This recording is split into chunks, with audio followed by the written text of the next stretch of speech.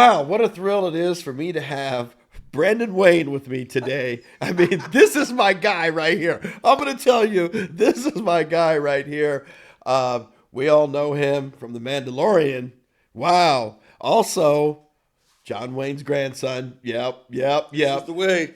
Soccer coach, which I love. I love that. We're going to Yes. get into that here in a minute. Former Division One basketball player. You've done it all. Yeah. So now we're on What Are We Screaming About? I love it. This is my favorite. I love the title. Obviously, I love the people. It means more to me to be on this podcast than you'll ever know. And I know I do Star Wars podcasts, things like that. But and I do love the reach I get through that. But there's something about sports that's different. I love it. Well, we can stop right now. You said this is your favorite podcast. Yeah, because it matters. Yeah, it does. It does. Well, let's get started first with you. And I want to talk about the pressures because we're going to talk about pressures for young athletes. But being the grandson of John Wayne, the biggest cowboy western actor in the history of cinema, what pressures, if any, did you feel growing up being the grandson of John Wayne? It's funny because I used to be like none, because I didn't think about it. I was taught at a young age, hey, you're not him, he's not you. Be you. Find out what that means. His journey was his. Find it. And when I was a kid, I was like, okay, whatever. You're Right. speaking a whole nother language. I don't even get the concept. I'm the last of 8 kids. I had 5 older brothers. So there was, unless they were elevated in their mind because of it, I was never going to be. They would have whooped me. Smallest brother I have is 6'2", 250 pounds. That was when they were in their playing days. Right. I am clearly the last of 8 kids. My dad was like, that's it. So I didn't ever really, my mom was very good about making sure I didn't think of it.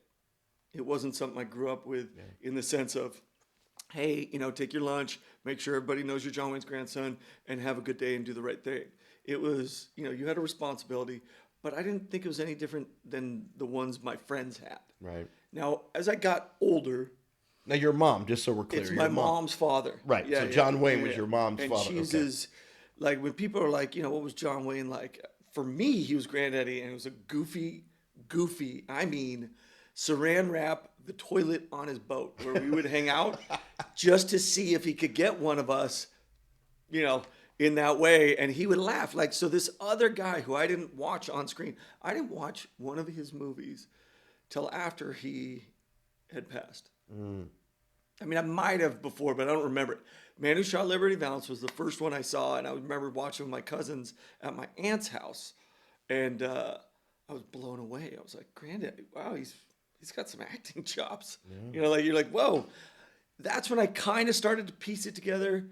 High school was when it really hit. Funny enough, we're talking 1985, 86, here in the Valley.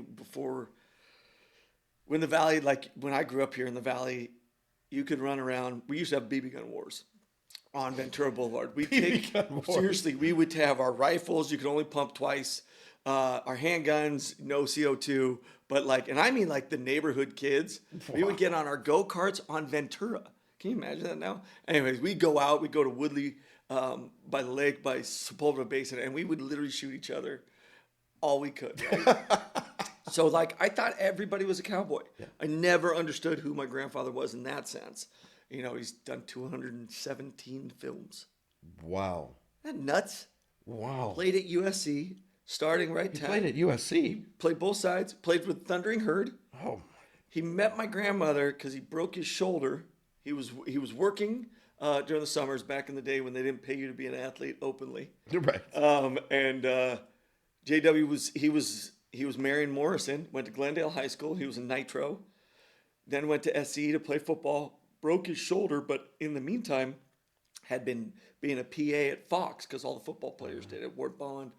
And that's where Ford saw him. Wow. And he had broke his shoulder. And back then, you broke your shoulder, they weren't rehabbing you. You were done. No scholarship. Bye. Have a good one. And he had to figure out something to do. I did not know that. Yeah. So is that where your athletic ability came from? My father also, he was a college wrestler, played football at UCSB back when it was at the City College. My Uncle Paul was the most highly recruited running back out of the Valley from NoHo High School. They both played at NoHo. Turned down Notre Dame to go play at USF back when the Dons were the deal. My dad, funny enough, through Star Wars, I became friends with somebody named Bryna Jones. Her father's Casey Jones, which is the sport I ended up playing basketball. Playing basketball. And I respectfully hated Casey Jones almost as much as I hated Larry Bird because I'm a Lakers fan. Anyways, turns out her dad and my dad played together because Casey Jones also played football. Small, weird world. So I grew up, my mom was all state volleyball, immaculate heart. I mean, I wasn't even the best athlete in my family. Wow. I mean, my brothers, it's not even close. My brother Kevin could have played at Penn State if he just kind of kept his head on. But you went on to play college basketball. I did. I went. It was a short-lived stint, but it taught me everything I needed to know, which was back then we didn't have phones with, Right. let alone cameras. So it was very regional unless you were an exceptional. I went up to Santa Barbara. Ben Hallen was my assistant coach. Jerry Pym was the coach there. I thought I was it. I really did. I played in the Watts games. We had like really good talent I played against. Yep. But I was like, there's enough colleges for me to play. I'm going to go play in the NBA. And I'll never forget walking in, and I could dunk, I could rebound, I could play D, and I could pass. And that was back before like KJ really kind of opened up the game for point guards. And so it was just starting for my year. And I watched this guy, probably a half inch, maybe 2 inches shorter than me, fly. I just saw his undersole. And I was like, oh, that's the starter? And then he was like, yeah. And then he stepped out beyond the three and hit one. And I was like, oh, this is going to be a long year. And then I snapped my ankle. And they were like, hey, you can have 4 medical redshirt years and have a scholarship. Wow. And if you can come back, great. And I just realized that it wasn't in it for me. I couldn't, I practiced. I was Reggie Miller's Bible. I was like, what did he say? You shoot how many a day? All right, I'm going to shoot 500. And I would shoot 500. And I could not hit a jumper to save my life. Wow. I was 99 from the free throw. But you were working hard. No, that was it. You were working hard. And we're going to get into this here about, you mentioned back in the day not having the phones and having this and having that.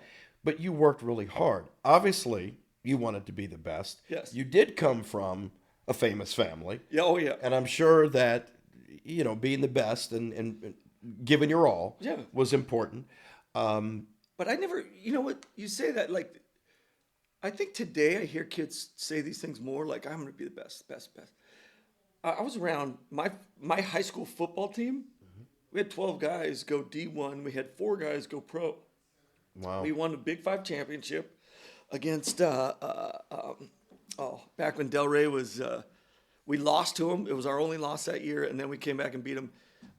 It wasn't Amat. It was, oh my God, down in, I'll remember. Anyways, we came back and we won. I had Charles White's nephew on my team, Russell White. We had Ronnie Riddell. We had O'Byrne. We had these guys, and I never heard anybody talk about how great they wanted to be. Mm-hmm. I always heard about how great we wanted to be, and I know it's such a subtle thing, and I know you have to want to be great, Right. But it's for what? And for me, growing up, I wanted to be great for you because we were going to go step on that field, Yes. and we were going to do something, and that's the difference. Like my mom never wanted us to play like golf or tennis. Right. Although she probably should have, because she probably could have got a few more scholarships. Like they were available, but because she wanted team, she wanted to learn what life was about.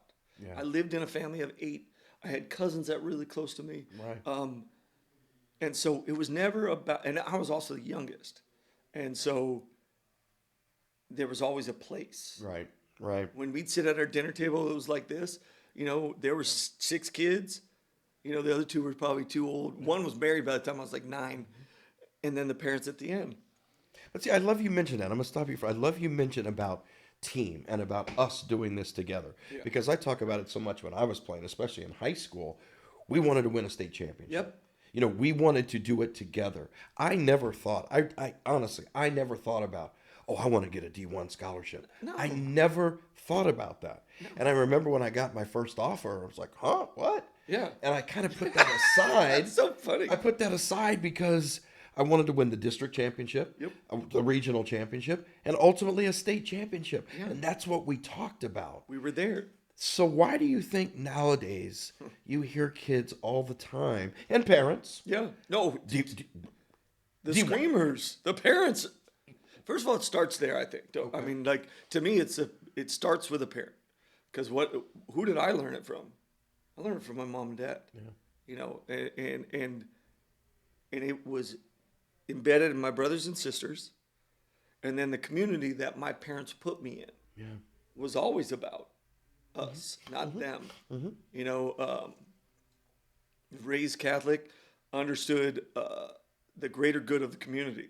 And I remember I used to rail with my mom about, you know, like, I don't agree with this or I don't agree with that. And she'd be like, okay, but are the values right? Yeah. I'd be like, oh, well, yeah. But, okay, so nothing's perfect. You'll have nothing perfect in life. Right. There will be no perfect games. There will be no, you know, I thought, I'm gonna play D1 football. Yeah. I was like 150 pounds, by the way. If somebody was on my back, I could run and I could catch, but I was like, that Right. was more what, like, how am I gonna get, swole? Yeah. But why do you think parents, I mean, you're a parent of 3 daughters, and we're going to get into that as well. But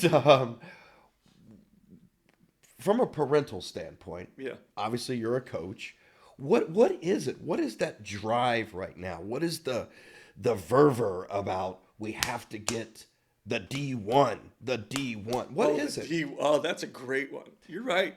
And at all costs, I'm gonna transfer. I'm gonna leave. There's no commitment. There's no loyalty. And it's, first of all, it starts with lack of loyalty in the world, in the fabric of the communities that we have, and we've become so overwhelmed as parents. My mom, by the time I was 10, my parents had divorced, and she was pretty much raising us on her own financial means. 8 kids, not one of us, except for the girls, smart enough to tie their shoes. So it's like she had to clean up a lot of messes for us. You know what I mean? Right. And so, but there was still some community support with her. There was family support. Now, first, we're so busy, that it's mind blowing to me that anyone even gets to spend time with their kids. Yeah.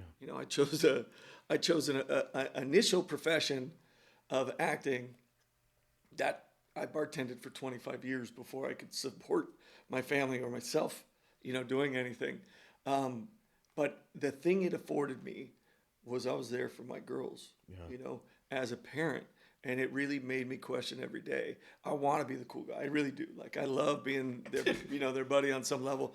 But understanding that, how do I not put them in tennis? That was like a theme. No shame to tennis, you guys. You're amazing. I can't play the sport. I got you.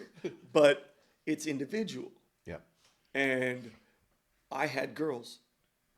And I told you this before. There's no way I could coach boys today, I don't think. I don't think I had the patience for it. Girls want to be a part of a team more, and I know it's changing and rapidly, but there where we were, me and my buddies, that's what I see now. And I see them more willing. They want to find their place. They're always taught to look at themselves and compare themselves to each other. And so if you get them on a team, and that's what 22 years ago, I picked up a sport that I had never played to coach, so I could be there for my daughter, my oldest. And it was soccer, which I used to call a communist sport. But how did you pick up on soccer? Coming from basketball, I'm sure, love Will Ferrell, I'm sure it relates to kicking and screaming in some way. Well, no, you know what's funny? So I was bartending, and I had a buddy who was my manager. He was English. He's from Sheffield. That was his team. And he kept telling me, you watch all these dumb sports. This sport, they stop for 10 minutes in between each play talking about American football. And I'm like, look, that's the reason why I call your sport communist. It's terrible. And he's like, just watch it with me. Finally, I had my daughter, and he's like, you're looking for that team sport? I'm like, yeah. He's like, just watch it with me. And we turned it on. He goes, choose a team. And I was so American. I went down and looked at all the symbols, and I was like, that's my team. And it was Arsenal because they had a cannon. And he was so annoyed. So I became a gunner. You got Tyler off screen here. That's his team, Arsenal. 6 points clear. So I started watching Arsenal. And it was Providence, like, that this moment happened. Because it was the year that the Invincibles showed up. And it was the year that Wenger had, the manager of the Gunners at the time, had one of the most beautiful flowing games. And I went, oh, I'm watching basketball on the soccer pitch. Oh. And I literally saw it. I saw the movement, and I was like, oh, because it used to be like, you're forward or striker and a winger, and you stay here and you do. But the flow that I watched in this game, and watching, like, Thierry and these guys, it was beautiful. And then watching their, vicious matchups with, like, Man U, and it was so beautiful. And I really did. I fell in love with it, and that was it. And to this day, now, this is blasphemous, but I watch Premier League anytime I can. I'll stop and watch. And that's it. Like, So for me, I wanted a team sport, and that's what drew me to the thing. And I watched a coach and his tactics that connected with me. And it just happened like that. And that was it. And that's how I coached for those poor girls that I coached early on. You ended up coaching a few players that I sullied. Leandra. Those girls, these girls, like, but I learned the game with them. And then I learned the game.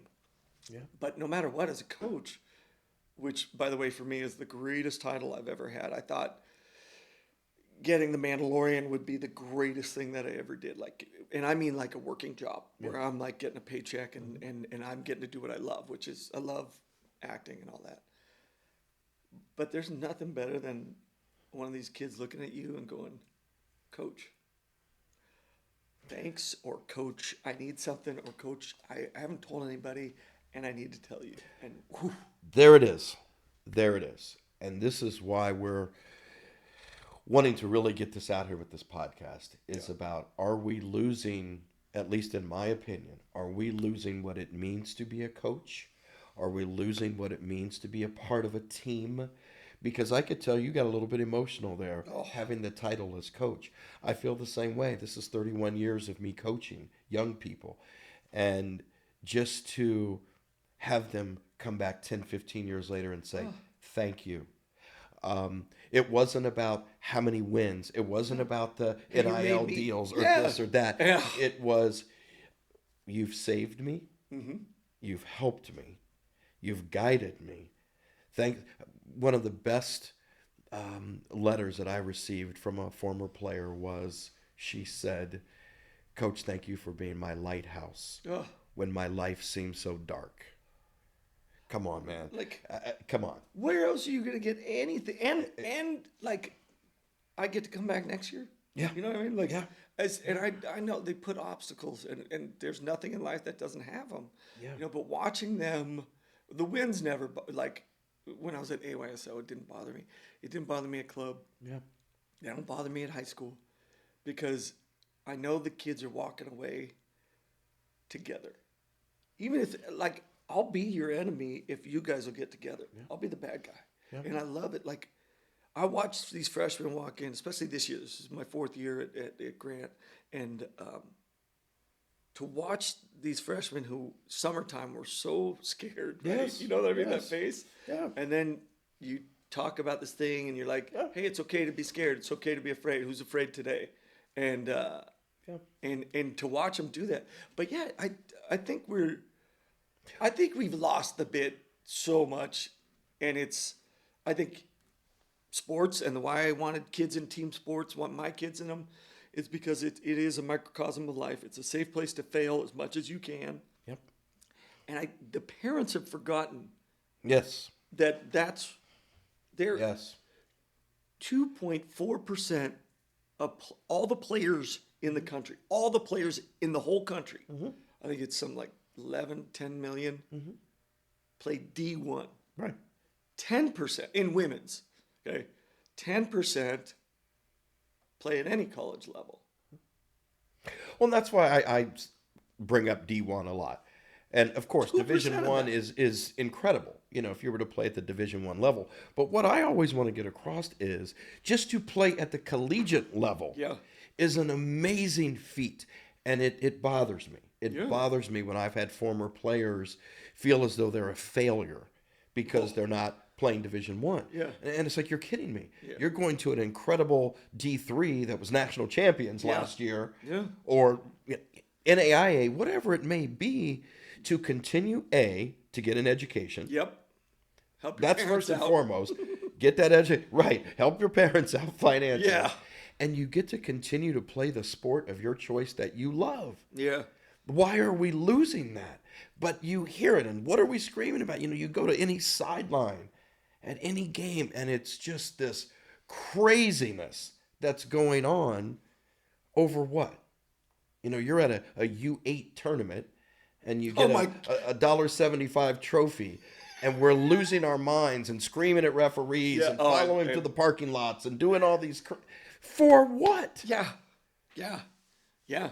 Well, I heard one parent say, well, there might be college scouts here for 6 and 7 years old. Oh, A lot's going to happen between 6 and 7 and 18, 19. it's fun. It's so I was talking to Celia. I was like, I still have every draft for AYSO since you were a kid. Like I kept every draft Yeah. sheet, and the comments. They make you leave the room when you're kids, and you go and read these, comments, and you read, like certain players. A player that you and I both coached, you a lot longer, Sarah Kane. Looked at hers, goalie, that's it, couldn't play the field.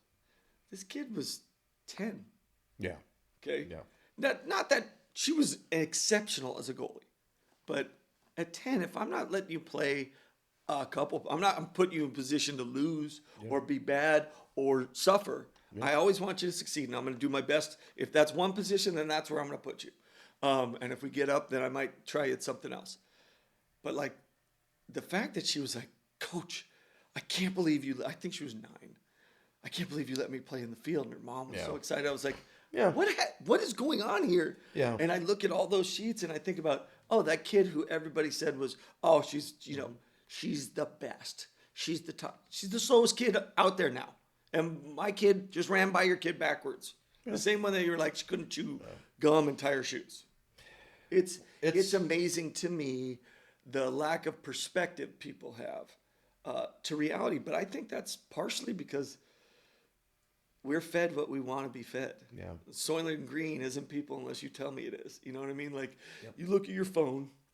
If you're any of these parents who are, and I see it nonstop during games, and I used to think, you're just, like you're working. Yeah. Now it's not that. I see this. I know you're not working. Yeah. I know Yeah. what's going on, and they're looking at some other kid, and I hear it. Bailey's playing at this, and she's doing this, and I got to get my kid to this school. It's because- comparison. Like, and yep. and it's like I was proud to go to Crespi. We were 380 kids, all boys. I loved when people would call us the crispy critters, and we'd make fun of ND, and we make fun of St. Francis, Loyola. That was the rich school, and we were 1-9 my freshman year, and we won it all. Had ESPN in our school my sophomore year. Yeah. Wow. You know what I mean? Like, Yeah. and I learned something in that. I didn't learn, hey, I'm the greatest. And my coaches never told me you're the greatest. They never told Russell you're the greatest, and he was the greatest. Like it wasn't like they were like, hey, you're not putting on a red jersey today. You're getting hit. But you know what? I want to go back to something here real quick because it struck me how you and I both became a little bit emotional talking about the impact we have as coaches. But you're also a dad coach. Oh yeah. So tell me, Are there pressures Yeah. that you put? Yeah, pressures that you put on your daughters? Yeah. And what? How do you wear both hats as dad and coach? So I think, luckily, my oldest is 8 years older than my middle and the other one. And so Celia taught me a lot in that sense. And I was always like, hey, look, when you're ready to get out of this cage that I put you in, go. I don't need you to do this. I want you to play team sports. I don't care what sport you play. I will coach you in this. You'll have friends forever because of team sports. And I proved that daily in my life with my friends. And so for me, the pressure was, if you don't go out there and try, if you don't go out there and give everything you have every day, that's when you're going to have an issue. And I'm on the field with you. I think my middle kid, Simone, she taught me how to let her just enjoy the game. Because she was, as far as athletes go, she's the best of the three of my kids. But she'll tell you to your face, I hate running. I want to be a center back. I'm good there. I'll clear everything. Girl comes by me. She's not standing up when I'm done. Like, she could play. Yeah. And had she, mind you, she's, pre-med, so what do I know? Like, had she decided that's what she wanted, Yeah. Yeah. man alive, she's as fast as any of them. And I'm like, my youngest is fast, Lola. Oh yeah. Simone could move. She just doesn't have. She doesn't have the stamina. Celia was all about overcoming who she thought she was because she heard everyone else talk about it, and I didn't know enough at the time to shield that from her. Because to me, when I was growing up, and it's just the difference, I think, in the environment and everything. Somebody told you weren't, then you were going to prove you were. That was just the way it was. I'd have a chip on my shoulder. I was as small as my brothers. You know what I mean? Like, oh, you guys are all tall? Then I'll be fast and I'll jump over you.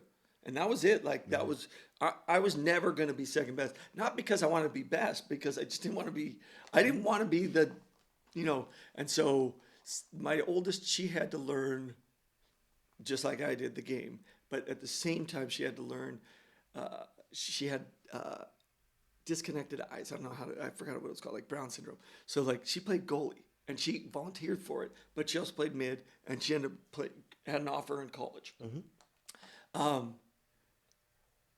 But I would put her in goal at like the turkey tournaments, and these shots would come in from there, and one eye could track up here and the other one wouldn't track till later. Oh my goodness. So she would just close one.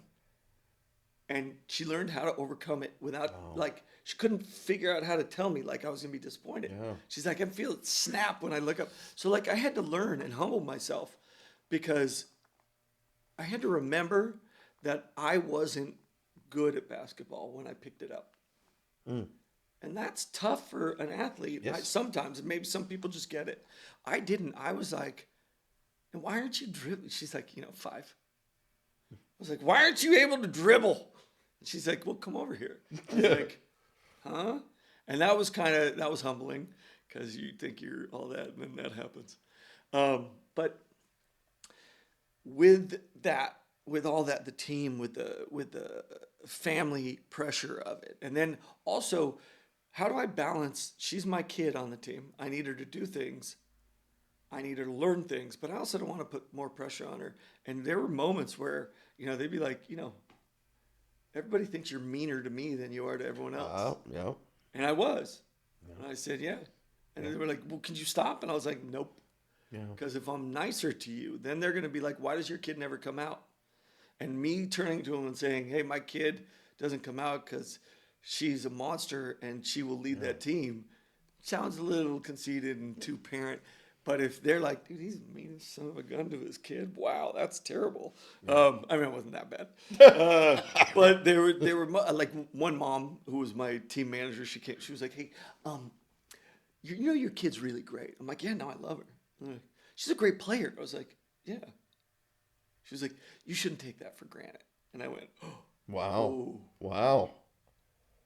Oh, I should tell her. Yeah. So Simone and Lola have benefited from what I learned from my oldest, and that was one of the really good gift that I learned. I love that because I'm going to ask you, what would you say to parents? You're a coach, you're a parent, you're a parent coach. What would you say to parents about pressures that they may be putting on their kids? Maybe. I tell my parents probably every 2 weeks. I listen to the stands because during the game, I try to make the referees laugh and get them on my side so I can be like, hey, that was a terrible foul you missed right there. You know what I mean? Like, so, but I want to be able to say it without them being like, you're out of here. But I listen to the parents more. And some of these things, and it's not like the coaching, I'm like, I say it every week. I'm like, first of all, if you want to coach, take the class. I will take 5 coaches on this staff in a heartbeat. I'll break everybody. It would be so nice to have that quality thing, but you don't know what you're saying and you don't know what you're doing. So I say, I have a meeting with the parents, and I say, okay, at the beginning, and I say, hey, look, how many of you played Division I? Anything? Crickets, almost 90% of the time. Yeah. So he raises their hand. He's usually, or she's usually the quietest parent there. I'm like, interesting. How does that work? You probably know more than I do in the sport that you were a great athlete in. Yet I don't hear a word out of you. Yeah. Okay. So I say, I played. I know what it takes to get there. Okay. And I knew that I didn't have this to stay. That's me. I didn't quit. I didn't. I understood where I was physically. And my goal had to change. I had to focus somewhere else.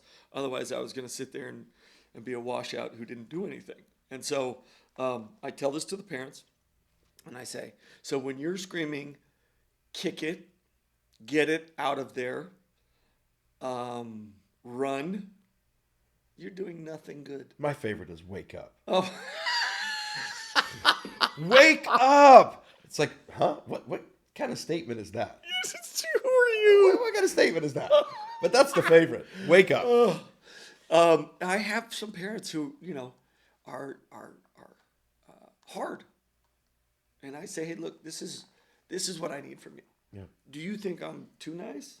Because I get it. Like I'm pretty, but when we're on the field, I'm not nice in the sense that I'm not like, yeah, do whatever you want. Yeah, no. So if you think I'm too nice, take your kid, bring him to another club. Cool. Your job as a parent, and the greatest gift you were ever given because you're not coaching your kid, is that you get to look at that kid and go, I'm so proud of you. I don't care if they tripped, ate their shoe, were sitting there eating a daisy one day. I don't care. Yeah. You have the greatest gift. You get to watch your kid succeed and fail with no consequence at all. And I don't care if you're in high school and you think, it's so funny. The names that are coming to me are like Dean Smith, Lute Olson. Like I'm thinking of the coaches when I was there. Like, I don't care if you think they're in there, because if they see your kid fail and that was it, they weren't going to recruit your kid, then guess what? Your kid was never good enough. But the reality is, they want to see him fail. Yeah. And no parents understand that. They want to see how you react. Yeah. How do you walk? Do you slump? Do you put your head down? And so I tell this to the parents. I'm like, what do you know about recruiting? And they're like, I'm like, I see you got the trace camera, or you got your phone and you're filming your girl the whole time and you're on her. And you probably go watch that game with her and critically break it down. But do you tell her how great she is? Because we know positive. It doesn't matter if you wake up in the morning and throw down gratitude. I sound like one of those self-help books. God help me. But like you say, hey, I'm so grateful for my daughters. I'm so grateful for my wife, for the level of patience she has to have, for my friends, for the communities that invite me in. Yeah. You roll that in and you say, I'm gonna serve those. And there is nothing better in life than being able to serve something. Yes, absolutely. And that's what the coach is there for. And I say, so you as a parent get to be free, and you get to love your kid and tell them how, I loved the energy you had this, even if you thought their whole game was bad, find that one thing that you thought was great and encourage that. Yep. But by the way, check with your coach. Yep. See how bad your kid really was. I had a guy who's like, this kid's got to stop getting yellow cards. I said, no doubt. She's not breaking down when she's getting to the player, and being prepared to delay. Right. She's trying to go in to get the ball. And he looked at me and I said, you know how you're always like, go get the ball? And he looked at me and I was like, you know how I hear you saying it. And he was like, and you see him get uncomfortable. I was like, so she's doing exactly what you say. Yeah. She's getting a yellow card because she's living your game and hurting the team. Yeah. I'm not mad at her. I know she's giving the effort. It's the mixed signals.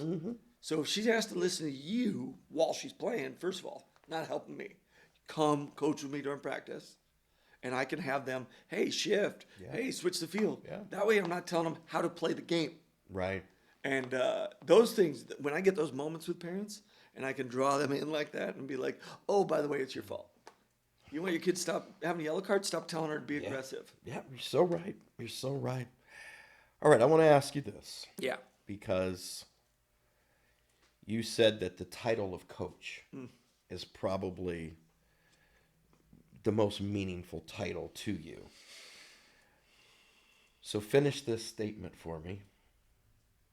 I love being a coach because.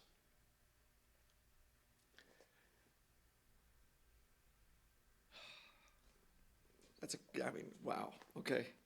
I love being a coach because I get to be part of the greatness of the future. Because my generation's done. We're going to do what we do. We did what we did. But if I can give, I'm at a school where hope, belief, and it's at every high school, like it really is. I do feel like my high school growing up, we definitely knew we were gonna. Everyone was expected to go to 4-year. You know what I mean? Like it was different. Now I understand why it might not be even possible for somebody, but to understand that they have a future, I have kids who are so opposite. I'm John Wayne's grandson, and no matter what, even if you didn't know it, I lived a life that was exceptionally above most people's. I'm in the 1%, not because we had all the money, because we did not. My family didn't. Maybe my mom's brothers and sisters who had smaller families had a little bit more, but I still had more advantages than 99.9% of the people in the world. So when I go to the school and I see these kids and they're like, hey, coach, thanks for being there. I don't have a dad. And he really kind of stepped into that role. I'm always, caution them. I'm not taking any spots for anybody, but I am another pillar or foundational piece that you can always come back to. And I had 2 players today who came back. Coach, you guys practicing this week? Yeah. Oh, they came back. One of them even practiced with us. It's amazing. People talk about the influencers.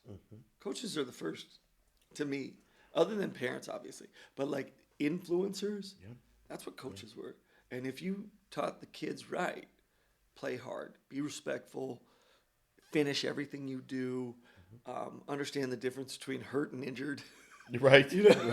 Right. Nowadays, it's my other coach, who I coach with my daughter, my oldest daughter. We were talking about it today, and we felt like boys versus girls, because I will only coach girls, because boys challenge you in a way that I don't ever want to find out if I have the patience for. Yeah. But she said to me, the boys have said to me, I'm not playing this game. I'm waiting for this big game. Yeah. I'm taking off this game or this game. And I was thinking about it. Yeah. Can you imagine? I can't imagine looking at my basketball, football, track, baseball coach and saying, hey, I'm going to save myself up for the Alameda game, coach. You good with, I wouldn't be on the team. But you had, different. The question is, I think in certain situations you have a little bit more control as a coach. But, you have to have some courage as a coach, too. to be like, oh, Yeah. if that's the case, you know, you're one of the better players, and he usually is. Yeah. Your parents have told you how great you are. Yeah. Your Instagram followers have told you how great you are. You know, Yeah. and now I gotta make a choice. Am I gonna cut you right now? But And I'm I gonna. have. It's terrible. I love the word that you used, hope, Mm. and hope is what I'm hoping for Yeah. from this podcast. Yeah. That all the different conversations that we have, Yeah. that there is hope at the end of the tunnel, that you're having fun Yeah. with the sport that you're playing. Whatever your hopes and dreams and goals are, that you achieve them. But don't forget the fun. Yeah. Don't forget your teammates. Yep. Don't forget your coaches, who, if coaches do it the right way, how impactful we can be Yeah. on our athletes. And to parents, just allow your children to have fun. Yeah. I don't care if they're 6 or they're 17. Allow them to enjoy the sport that they play, and just give them hope for whatever their journey will be Yeah. in their lives. Yeah. I mean, hopes it for everything though, right? I mean, like Yeah. I look at Tyler and I think to myself, oh, I hope to get him a job. Yeah. You know what I mean? And I want that as a parent. I'm like, let's make that happen. You know, like the kind of job I want you to have. Yeah. Same thing. I look at, you know, my kids. I'm like, I want you to, I want you to have fun at it. That's it. You know, like Yeah. we grew up with the grind of it all. My dad was a pilot. He went, his parents came over on a boat from Sicily. He and his brother wanted to fly more than anything. They were great athletes, but they wanted to fly. So he joined the Navy, fought in Korea. My uncle Paul joined the Air Force, flew in Vietnam. And that's how they learned to fly. So they had a grind to get what they wanted, but they loved it. They loved what they Yeah. were doing. And everything they did, they loved. Sure. And that's what I want for the Lolas, the Simones. Yeah. I want these kids to love playing sports and understand that when they get megged, they're gonna get made fun of, and it's funny. And we should all laugh, but walk away from it. It's okay. Like we're just all we're doing is putting pieces Yeah. so that when you're 18 and you're 20 and you're 27 and you're 30 and you're not getting those things you want, that you know, oh, I'm just going to keep pushing and I'm going to still find the joy in life. Absolutely. Because if it's all about it, I don't even know what it is, Don't but if know it's all what it about it, it's never, somebody said it to me, I booked a movie, Cowboys and Aliens, and I was gonna quit bartending at the place that I'd been at, and luckily I didn't, because a friend of mine, who's on SWAT, Jay, he sent me a message, and I know you got it from someone else, and it was just passed down. And he said, "Hey, it's not the destination, man. It's the journey. Enjoy it. It's really awesome." That's it. And it was the first time I'd gone. First like extended period of time of filming on a set, and I was like 3 months in New Mexico. Now I just had I did not. My wife just had. I will get beaten when I go home. She had just had Lola, and so I was so excited. I'm like, oh, we'll provide for this family. It's gonna be great. And you think the world's gonna change. That was something that really opened my eyes to the fact that I loved what I did. It was so great. I got to do a cowboy movie. Oh, so much fun. But at the end of the day, I miss my family so much every day. Yeah. And you think maybe, not a big deal, but it is. And then, you know, and people used to be like, well, you got paid. I'm like, well, yeah. And that is the means, you know, but like, I still had to endure, and I made great friends. I'm still friends with whatever. But I realized right then, I was like, oh, I'm still going to bartend when I get back.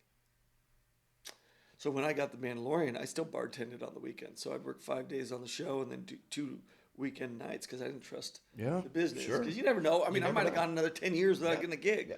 So, Well, and you never know as an athlete when your career may come to an end. or if you're as good as you think you are, or someone told you were. That too. But why not enjoy it? Yes. Because you don't know when it's going to end. You're going to grind no matter what. And so you better enjoy it. Yeah. Well, I've enjoyed you. Oh man! Wow, this is. I have to. So I have to say, like, I know this podcast is about all these conversations, but when I started coaching girls soccer, I think I was we're at 22. So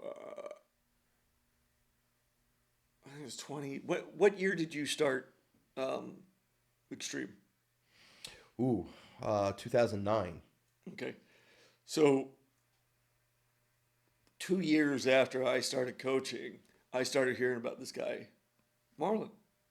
Coach Marlon, Coach Marlon. I had come in right after I think you'd been commissioner. Okay. I didn't know that. At the time, there were other, guys who'd been around too. Anyways, so I'd heard about it. One of my young players, I coached the sisters, Leandra and Annika. The Ramblers were just great family. They went and played for you. Sarah Kane went and played for you. I had so many that had gone. So I'd been hearing about Marlon. I'd coached at a different place and was given an opportunity. Hey, you should come coach here at Extreme. And to put the legend of Marlon to the man that I know now. Oh, wow. The man is so much, and I'm telling you right, y'all, like the legend was big, but the man is so much better. And I brought my child to you, my precious cargo, because I couldn't find anyone who was ever going to stand up. And I mean this as a coach who's competitive and I want to be the best. And I'd love to come, play you guys on something, and be like, let's go. To know that I have somebody that I can look eye to eye with and be like, hey, what do you do? What is this? What matters to you?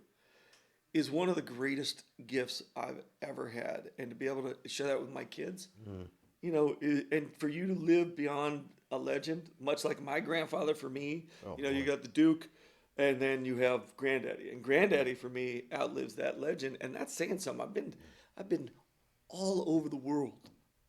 And everybody knows who my grandfather is. Yes. Oh, yeah.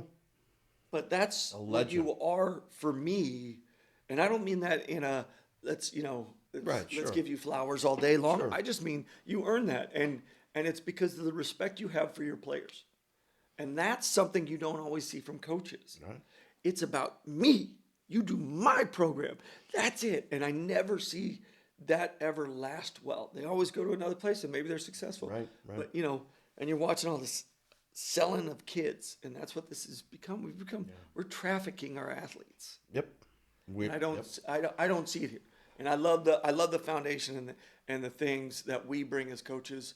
I had 2 girls this year whose grades were terrible, and everybody said they're never going to make grades. These kids have never made grades here. Blah blah blah. I said I'm giving them something bigger, and I was being very confident.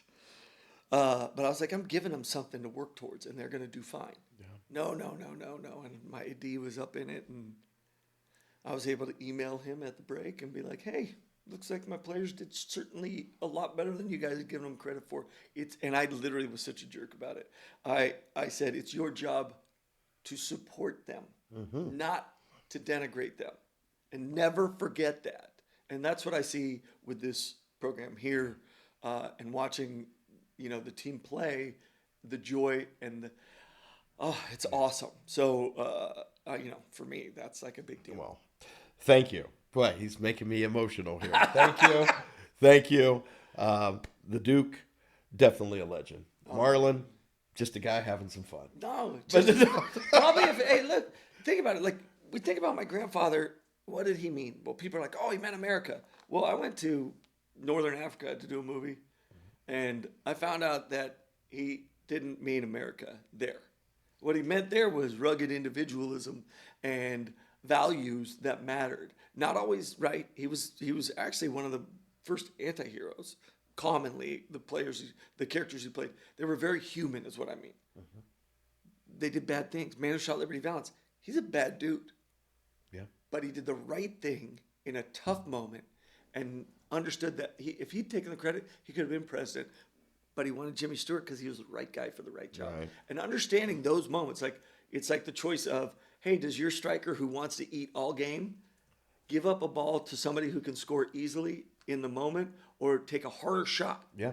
And are they capable of making that choice? If they are, what do they choose there? To me as a coach, I look at that and I go, oh, you made this shot. That was great. Why didn't you pass it here? Did you see it? Oh, no. And then if that happens again and then they pass it, you go, oh, okay. And those are the things where you go, oh, how do you affect the greater good of it all? Oh, well, if we can do it, it's better than me. That's right. It's because 3 of you can just right. overwhelm me. But 3 of us together, I'll take my chances anytime. Brandon Wayne, the man, the man. This has been awesome, brother. My pleasure, man. This has been awesome. Thank you so Anytime. much. Thank you. I'll try to stay focused more. I'm like a Hey, like this is living room conversation. Doesn't matter. We're just talking. Oh, We yeah. just want people to listen, and we're just talking. So thank you. Hey. Thank you. Thank you. Just remember, May 22nd. I don't know if you guys heard this. The Mandalorian Grogu Uh-oh. is coming out, and I'm on this podcast. What are we screaming about, people? You better be screaming about how great your kids are, or how about your buddy next to you. Oh, great job. Your kid's great. I love walking up to the other parents on this team and saying that. Wow. I'm like, I love these kids. That's the best. What are we screaming about? Right? Oh, we're out. I love it.